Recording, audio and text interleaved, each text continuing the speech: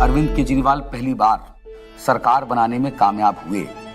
70 में 67 सीटें कोई सोच सकता है? 70 में 62 सीटें कोई सोच सकता है साहब? तो उसके बाद से विरोधियों को लगा कि नहीं भाई, ये तो जमीन पे जो है वो काम कर रहे हैं, लोग इनसे जुड़ रहे हैं।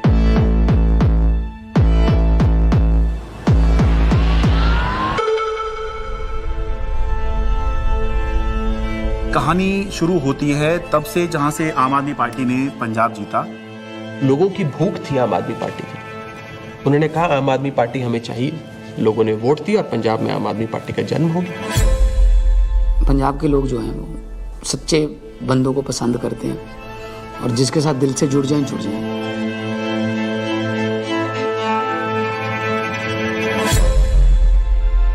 आम आदमी पार्टी गुजरात को भविष्य देगी। गुजरात की 6 करोड़ जनता के साथ मिलके एक नया गुजरात बनाएंगे जिसमें 24 घंटे बिजली होगी।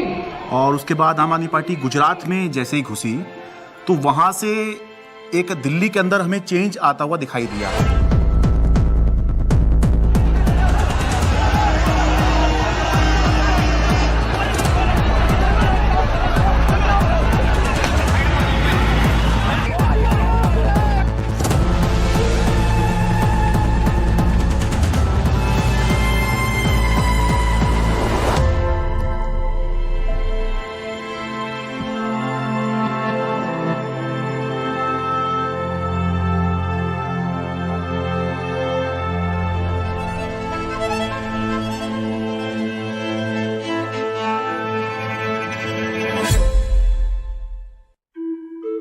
So it started, I think, with the arrest of Satyendra Jain ji, and मुझे लगता है कि ये स्ट्रैटेजी उनकी शायद रही होगी कि जो भी अरविंद केजरीवाल के सिर्फ आईज, ईयर्स, आर्म्स, हैंड्स, जो पूरी टीम है, कि अगर हम उस टीम को डिकैपिटेट कर देंगे तो हो सकता है कि काम रुक जाए। टेबल में बैठे होंगे बीजेपी के 3-4 लोग बड़े बड़े, बोले यार अब केजरीवाल को बेईमान साबित करने का क्या तरीका। किसी ने आइडिया दिया होगा कि कुछ घोटाला, बोले यार कोई घोटाला कैसे, कोई चिपकेगा नहीं इस आदमी पे। दिल्ली के स्वास्थ्य मंत्री सत्येंद्र जैन को ईडी ने हिरासत में लिया। एनफोर्समेंट डायरेक्टरेट ने सबसे पहले अरेस्ट होने वालों में मैं था। ऐसे तो कोई कर्म किए नहीं थे कि जेल चले जाएं। फिर मैंने कहा ऐसे कर्म भी नहीं किए थे मंत्री बन जाए। तो क्योंकि मुझको पूरा केस पता था तो मुझे लगा ठीक है, एजेंसी अगर अरेस्ट कर रही है थोड़े दिन में छूट जाएंगे। Why are they threatened by us? And the answer to me is very clear. आम आदमी पार्टी केवल एक सरकार या 10 नेताओं की पार्टी नहीं है। आम आदमी पार्टी एक सोच है। तब तक जो भी गिरफ्तार होते थे, पॉलिटिकल लोग भी जो गिरफ्तार होते थे, महीने में, 2 महीने में, 3 महीने में निकल के आ जाते थे। तब हमने ये नहीं सोचा था कि इतना लंबा चलेगा। अब ये जानकारी मिल रही है कि मनीष सिसोदिया को गिरफ्तार कर लिया गया है। इस वक्त की बड़ी सीबीआई बुलाया जाता था, ईडी बुलाया जाता था, उनके घर पे रेड हुई, उनके बैंक के लॉकर पे रेड हुई, दिल्ली सचिवालय में उनके ऑफिस में रेड हुई, उनकी यहाँ तक कि उनके पैतृक गांव में भी सीबीआई और ईडी वाले पहुँच गए थे। देखिए हमें तो पता था कि आम आदमी पार्टी के किसी भी नेता के पास एक भी पैसा नहीं है, और मेरे ख्याल से आज ही ईडी और सीबीआई को भी पता है। मैं तो खुश था कि दिल्ली में एक ऐसी शराब पॉलिसी बनाई गई है जिसमें एक मॉल में 27 शराब की दुकानें थीं, वो अब कम हो जाएंगी और सरकार को रेवेन्यू बहुत ज़बरदस्त मिलेगा। तो मैं तो खुश था कि अच्छी पॉलिसी बनाई गई है और कई राज्य इस पॉलिसी को देख रहे थे, पर अचानक इन्होंने चिल्लाना शुरू किया है तो स्कैम हो गया है। अगर एक अच्छी पॉलिसी को ये स्कैम करार देके सीबीआई और ईडी में केस रजिस्टर करा सकते हैं तो किसी भी हद तक जा सकते हैं। मनीष सिसोदिया को ईडी ने गिरफ्तार कर लिया है। तिहाड़ जेल में पूछताछ के बाद मनीष सिसोदिया को अब ईडी ने गिरफ्तार कर लिया है। इससे पहले सीबीआई ने उनको गिरफ्तार किया था और वो इसमें डीएमएलए में 2 ही कंडीशन में बेल हो सकती है।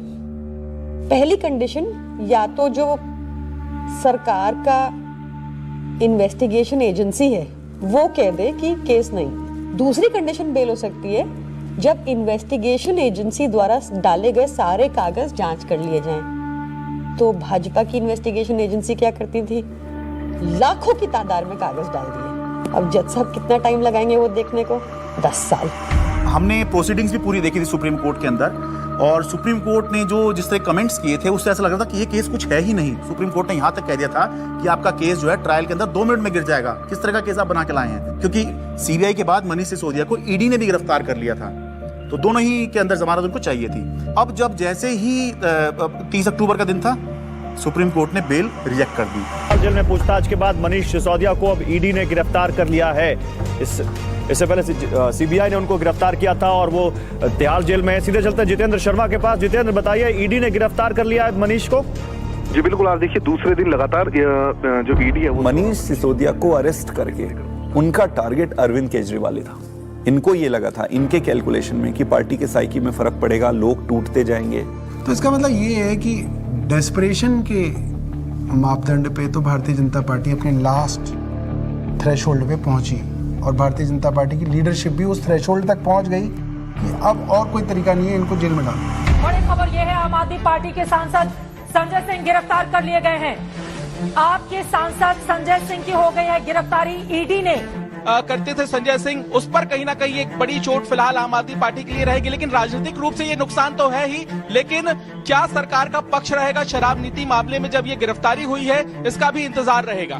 अब ये अपने आप में काफी ज्यादा तो भगत सिंह ने अपनी किताब में लिखा कि उनके छोटे भाई जब उनसे मिलने आए, फांसी की सजा हो चुकी थी तब तक, उन्होंने लिखा कि उन्हें ये फिक्र है हरदम नया तर्जे जफा क्या है। जफा मतलब अत्याचार। उन्हें ये फिक्र है हरदम नया तर्जे जफा क्या है, हमें भी शौक है देखें सितम की इंतहा क्या है। इस सरकार के ऊपर बिल्कुल फिट बैठता है कि ये सितम करने पे आए हैं और हम इनकी सितम की इंतहा देखना चाहते हैं। 2200 करोड़ रुपए की रिश्वत खिलाई अडानी ने।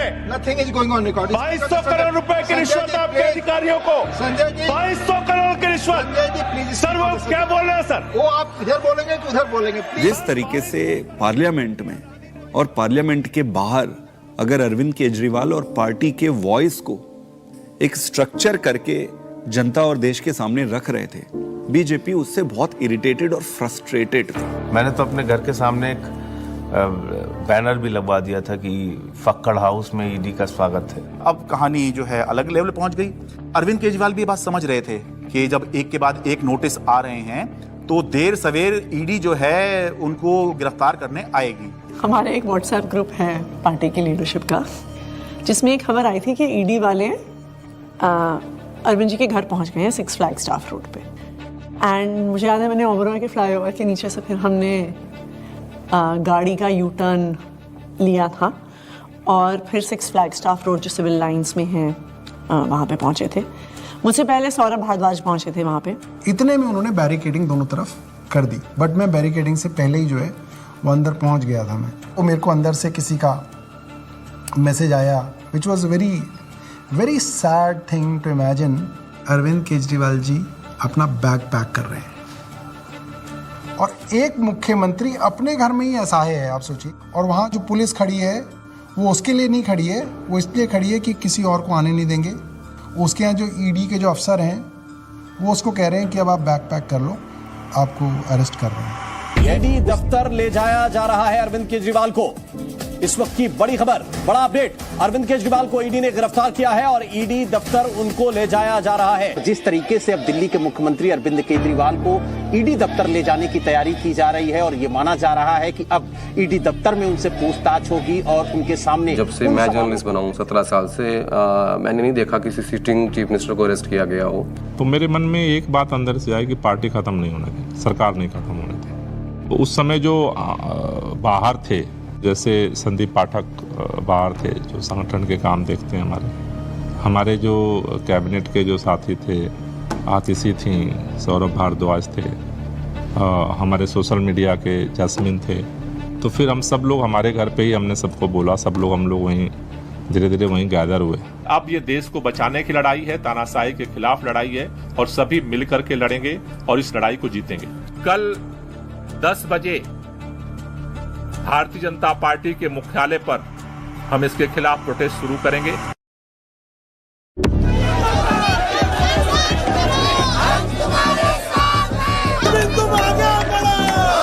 सबसे पहले मैं पहुंचा वहां।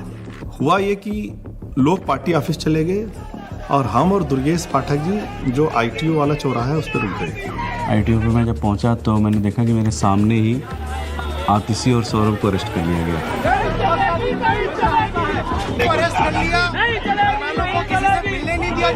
कोई वहाँ पे प्रोटेस्ट करने आता, 4 लोग सड़क पे बैठते, 4 लोगों को बस में बिठाते, बस भेजते।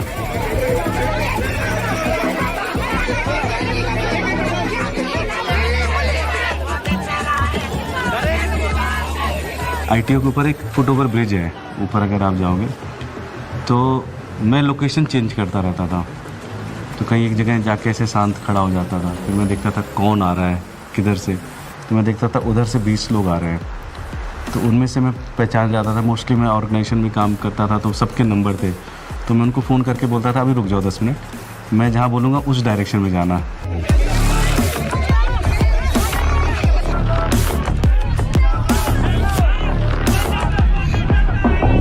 कोई एक डिक्टेटोरियल लीडर है और वो चुनाव से पहले सारे ऑपोजिशन के नेताओं को गिरफ्तार करा लेता है और फिर कहता है कि जी मुझे तो 99% वोट्स आ गए, मैं popularly and democratically elected leader हूँ।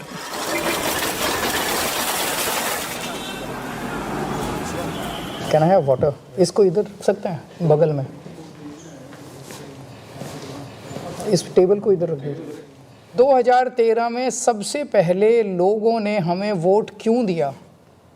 हम तो कुछ भी नहीं थे, कभी कहीं सरकार नहीं चलाई थी, हम तो ये भी नहीं कह सकते थे हमने ये काम करके दिखा दिया हमें वोट दो। अन्ना आंदोलन किया था, तो अन्ना आंदोलन में लोगों ने देखा ये लड़के बड़े ईमानदार हैं, देशभक्त हैं, जिद्दी हैं, किसी चीज़ पे अड़ जाए तो करके रहते हैं। ये क्वालिटीज़ जनता को हमारी पसंद आई। इस क्वालिटी को वो ख़त्म करना चाहती थी बीजेपी, तो उन्होंने कीचड़ फेंकना चालू किया, करप्शन किया, केजरीवाल ने पैसे खाए, एक ताना बना बुना गया, लोगों को ज़बरदस्ती करके स्टेटमेंट्स दिलवाए गए, प्रेशराइज कर करके हमारे खिलाफ झूठे बयान दिलवाए गए। लेकिन कुदरत तो कुदरत है, ये क्या है? बीजेपी कुछ नहीं है कुदरत के सामने। हम लोग कुछ बाहर तिहाड़ के खड़े थे एंड आई रिमेंबर थिंकिंग कि एज ऑफ दैट टाइम हमारी कोर टीम के 5 लोग उस समय उस दीवार के उस पार थे। मेरे हाथ में बहुत कुछ नहीं था, सब ऊपर वाले के हाथ में था, और मैंने अपना अंदर समय बहुत मेडिटेशन करते हुए और गीता पढ़ के बिताया। वहाँ पे सबसे ज़्यादा जो चीज़ परेशान करती है वो होती है अनसर्टेनिटी। उस 17 महीने में एक बड़ा हिस्सा मेरे अंदर उस सिपाही की तरह छटपटाता रहा जो देख रहा था कि उसकी पूरी फौज बाहर युद्ध लड़ रही है, और वो सिपाही जो हमेशा युद्ध में फ्रंट पे होकर लड़ता था वो आज बैरक में बैठा हुआ है। मैंने प्रयास किया कि घर के लोग 6 महीने तक, जब तक मैं जेल में रहा, मैंने प्रयास किया कि कोई मुझसे मिलने के लिए यहाँ पे ना आए, क्योंकि कई बार परिवार के लोग सामने आते हैं मिलने के लिए तो मन में एक अनावश्यक कमजोरी पैदा होती है, तो मैंने इस चीज़ को अवॉइड किया। फ़ोन पे जब वो वीडियो कॉल पे जब बात होती थी, वीडियो कॉल करते थे तो हंसते थे, लेकिन वो हंसी के पीछे कुछ ना तकलीफ छुपी होती है, क्योंकि पत्नी से बेहतर कोई नहीं समझ सकता है। लेकिन हम लोग को लगता है चलो वो अगर दिखा रहे हैं तो हम लोग को भी ऐसे ही दिखाना है। तो हमारे जैसे बच्चे भी आ गए थे, तो सारे लोग सब हैप्पी फील करते थे कि पापा हम लोग ठीक है, आप परेशान मत होना और आप ठीक से रहो। एक बारी ना कपिल मिश्रा ने आरोप लगाया था 2 करोड़ का कि सत्येंद्र जैन ने अरविंद केजरीवाल को 2 करोड़ की रिश्वत दी। तो मेरी बेटी स्कूल में पढ़ती थी, तो उसका नाम स्कूल में 2 करोड़ ही रखा गया था। तो बच्चों के लिए बहुत, मुझे लगता है ये दौर ऐसा चल रहा है जिसमें कि बच्चों को भी स्पेयर नहीं किया जा रहा है। फैमिली के अंदर अभी तक क्या होता था कि अगर पॉलिटिक्स है तो 2 पॉलिटिकल पार्टीज़ के बीच में, अपोनेंट्स के बीच में, उसमें फैमिली इन्वॉल्व नहीं होती थी। अब थोड़ा सा लेवल कुछ ज़्यादा ही नीचे आ गया है। नहीं, जब जेल में था तो परिवार को तो मिस नेचुरली करते ही हो आप, और विशेष रूप से जब आपकी वाइफ बीमार हो, आपका बेटा भी केवल कॉलेज में पढ़ता हो। तो उसने एक चिट्ठी लिखी, उसमें उसने बोला कि अगर आप इस वक्त मेरी चिंता करोगे, अगर आप इस वक्त इस बात को लेके चिंता करोगे कि मैं परेशान हूँ, तो फिर ये मेरी देशभक्ति पे सवाल है। तो मुझे लगा यार बेटा तो बड़ा हो गया। आपने अगर मेरी चिंता में जरा भी वक्त जाया किया तो फिर वो मेरी देशभक्ति का अपमान होगा। That would be a insult to my patriotism कि अगर मैं देश के सबसे अच्छे शिक्षा मंत्री को ये विश्वास नहीं दिला पा रहा कि आप अपना काम करो, मैं यहाँ पे एकदम सेट हूँ, आपको मेरी चिंता बिल्कुल करने की जरूरत नहीं है, तो that would be an insult to my patriotism and I felt that, I even feel that today. Phone आता था, 5 मिनट का फ़ोन होता था वो डेली जो आता था, तो उसमें ऐसा तो नहीं है कि मैं ये कह दूँ कि मैं बीमार बहुत हूँ या मैं कुछ भी हूँ, हाँ सब ठीक है, खाना खा लिया, हाँ इतना होता था। जो ड्रेडेड क्रिमिनल्स होते हैं ना, उनको सोलिटरी कन्फाइनमेंट में 2 हफ्ते से ज़्यादा नहीं रखते, उसको इनह्यूमन माना जाता है। तो मुझे लगातार कई महीने तक सेकेंड फेज के अंदर सोलिटरी कन्फाइनमेंट में रखा गया। सॉलिटरी कन्फाइनमेंट में आप जेल ऑफिसर्स और मेडिकल स्टाफ, इनके अलावा आप किसी से बात नहीं कर सकते। सो आई वॉज ऑल अलोन। आपको चाहिए कोई बात करने के लिए, गप्पे मारने के लिए, अपने मन की भड़ास निकालने के लिए, कुछ भी बोलने के लिए, वो अलाउड नहीं था। मतलब 2 जालियों के बीच में से बात करें, शीशा लगा हुआ है, इधर से फोन पे मैं उधर से हूँ, एक चीफ मिनिस्टर हूँ, दूसरे चीफ मिनिस्टर से मिलने आया हूँ, सिटिंग दोनों। जेल नंबर 1 में मैं था, जेल नंबर 2 में अरविंद जी थे, उसके बीच में एक दीवार ही थी। कभी कभी लगता था आवाज़ दो जोर से तो हो सकता है पहुँच जाए उधर। कई बार जेल के अंदर जब ऐसे मौके आते थे, ऐसे मोमेंट्स आते थे जब आदमी कमज़ोर फील करता था, तब मुझे लगता था यार मनीष की तरफ मैं सोचता था कि मनीष को 1.5 साल हो गया, उसकी तो वाइफ भी इतनी बीमार है, वो नहीं टूटा, सो हमें भी हिम्मत रखनी है। ये बड़ा वो था कि उन्होंने मेरी दवाइयाँ रोक दी। 15 दिन के लिए मैं शुगर का पेशेंट हूँ और 10 साल से मैं इंसुलिन पे हूँ, और 15 दिन उन्होंने मुझे इंसुलिन दी, मेरा शुगर 350-400 पहुँचने लग गया। जब जयप्रकाश नारायण इमरजेंसी के दौर में जेल गए थे, जब वो जेल गए थे उनकी दोनों किडनी ठीक थी, और 4 महीने बाद जब वो जेल से बाहर आए उनकी दोनों किडनी खत्म हो चुकी थी। Mr. Kejriwal, in fact, wrote to Tihar jail authorities alleging that he was not being administered insulin despite flagging his peaking sugar levels. ये जेल वाले कहते थे कि इंजेक्शन नहीं देंगे, प्रिस्क्राइब्ड नहीं है, पता नहीं कितने साल से वो इंजेक्शन ले रहे थे, सब प्रिस्क्राइब्ड था।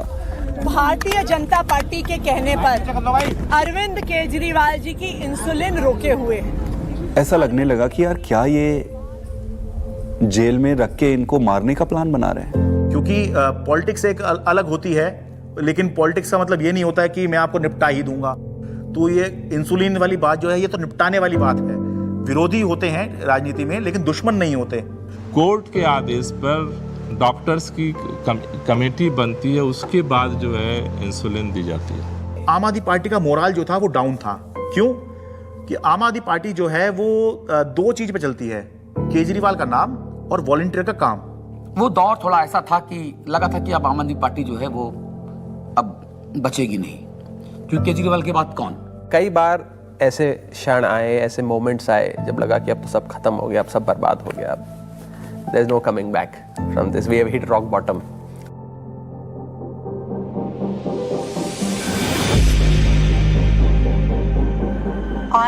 I really admire her for her strength. वो खुद पब्लिक डोमेन में आई पहली बार। मुझे लगता है कि शायद रामलीला मैदान में जब उन्होंने बोला होगा, that was probably the first time that she ever gave a political speech. सभी भाइयों, बहनों, माताओं, बुजुर्गों, आप सभी को मेरी राम नाम। अच्छा, ओके। मेरे को तो समझ नहीं आ रहा था अरविंद कैसे संभालते हैं। मैं तो बार बार यही सोचती थी कि वो तो हमेशा इसी उसमें रहते हैं। It's such a turmoil, it is not easy. मेरी पत्नी ने आज तक कभी पॉलिटिक्स में पार्टिसिपेट नहीं किया था, कभी वो सामने नहीं आई, आपने कभी उनको नहीं देखा होगा। वो हमेशा शी एंकर्स द हाउस, लेकिन इस दौरान मजबूरी में उन्हें बाहर आना पड़ा, सामने आना पड़ा। कुछ प्लानिंग नहीं थी, इट्स जस्ट दैट कि मैं अरविंद जी से मिलने गई, उन्होंने कहा कि ये मेरा मैसेज पार्टी तक दे दो, क्योंकि ये एप्रीहेंडेड की पार्टी में तो बड़ी खलबली जो भी है, उन्होंने एक मैसेज दिया और उस मैसेज की मैंने एक वीडियो रिलीज़ कर दी, अरविंद जी का मैसेज। तो वो स्लोली शायद एक एंकरिंग हो गई मेरी, और मेरा एक रोल डिफाइन हो गया, मेरी एक जिम्मेदारी डिफाइन हो गई। और जिस तरह से वो सारे पार्टी के सीनियर लीडर्स से, चाहे वो पंजाब के थे, चाहे वो देश भर के दूसरे राज्यों के थे, चाहे वो दिल्ली के थे, सबसे मिल रही थी, सबको हौसला दे रही थी और सबको एकजुट रखा उन्होंने, वो मुझे लगता है कि काफ़ी काबिल तारीफ़ है। उनके साथ जो है विधायकों की मीटिंग कराई गई ताकि सबका भरोसा बना रहे कि हाँ, घबराने की ज़रूरत नहीं है, अभी भी सब कुछ ठीक है। तो वो संवाद पार्षदों के साथ में, विधायकों के साथ में, मंत्रियों के साथ में, सांसदों के साथ में, ये सब सुनीता केजरीवाल ने ये सब किया। मुझे याद आ रहा है कि मार्च के शायद आखिरी दिन रहा होगा, दिल्ली के अंदर रामलीला मैदान में इंडिया ब्लॉक की एक बड़ी रैली हुई और वो रैली इसलिए हुई कि एक तरफ अरविंद केजरीवाल को गिरफ्तार किया था, मौजूदा मुख्यमंत्री को गिरफ्तार किया था, देश में ऐसा पहली बार हुआ। दूसरी तरफ झारखंड के मुख्यमंत्री हुआ करते थे, उनको गिरफ्तार किया गया था। तो दिल्ली में आम आदमी पार्टी ने इसकी अगुवाई करी, इस इंडिया ब्लॉक की रैली की, और रामलीला मैदान में बड़ी रैली हुई। और उस रैली का जो अचीवमेंट था कि इंडिया ब्लॉक के सारे बड़े नेता उस एक मंच पर आ गए, अपनी सारी जितनी भी उनकी आपसी विवाद हैं, आपसी मतभेद हैं, जो होता है, होगा भी, पहले भी था, आगे भी होगा, लेकिन उसके बावजूद भी जब अरविंद केजरीवाल की गिरफ्तारी का मुद्दा था तो उसको लेकर सोनिया गांधी, प्रियंका गांधी, राहुल गांधी, ये तीनों जो हैं उस दिन इंडिया ब्लॉक की रैली में आए और सारे बड़े नेता जितने गठबंधन में हैं, चाहे वो अखिलेश यादव हों, शरद पवार हों, और उससे जो है एक माहौल बना कि बीजेपी से लड़ने के लिए, या बाद में बीजेपी ने जब ये इंडिया गठबंधन बनते देखा तो एनडीए भी कहना शुरू कर दिया, उससे पहले बीजेपी ही चल रही थी। एनडीए से लड़ने के लिए एक इंडिया ब्लॉक जो है वो अब बन गया है, जिसमें मिलके जो है बीजेपी को चुनौती दे सकते हैं। भारतीय जनता पार्टी इसलिए इस मॉरल वॉर को हार गई क्योंकि हमारे तमाम नेताओं के गिरफ्तार होने के बावजूद भी हम एक दिन भी डिफेंसिव नहीं थे। ये जेल भेज दें, कितने मुकदमे हमारे पे रोज चल रहे हैं, कोर्ट की तारीख आती है, जाते हैं, भुगतते हैं, पुलिस वाले आते रहते हैं, एसएचओ बदलते रहते हैं, रोज मुकदमे होते रहे। आम आदमी पार्टी का जो डीएनए है वो भारतीय जनता पार्टी के आगे झुकेगा नहीं, दबेगा नहीं, रुकेगा नहीं, और आम आदमी पार्टी इसीलिए जिंदा है। एक अहम मुकाम जो था इस संघर्ष का तब आया जब अचानक से 2 अप्रैल को सुप्रीम कोर्ट ने संजय सिंह को जमानत दे दी। संजय सिंह को जमानत मिल गई है। आम आदमी पार्टी के सांसद संजय सिंह को जमानत मिल गई। जश्न का वक्त नहीं है, जंग का वक्त है। संघर्ष के लिए तैयार हो जाओ, जम के लड़ेंगे और लड़ेंगे। That was the time at which I felt कि शायद हमारी इमोशंस बाहर निकल कर आई। एंड जिस दिन मनीष जी की बेल हुई थी, और मुझे याद है उस दिन I was at a school inauguration. I am not very prone to being, मैं बहुत ऐसे इमोशनल व्यक्ति नहीं हूँ, पर उस दिन तो मैं स्टेज पर ही रोने लग गई थी। मैं एक पब्लिक उसमें थी, इनॉग्रेशन में थी। मनीष सिसोदिया को सुप्रीम कोर्ट से जमानत। इन्होंने स्टडी तो पूरा किया और उन्होंने सीढ़ी भी ठीक बनाई थी, बट वो सीढ़ियाँ ना, इसको ये नहीं पता था कि सारे केजरीवाल के रंग में रंगे हुए।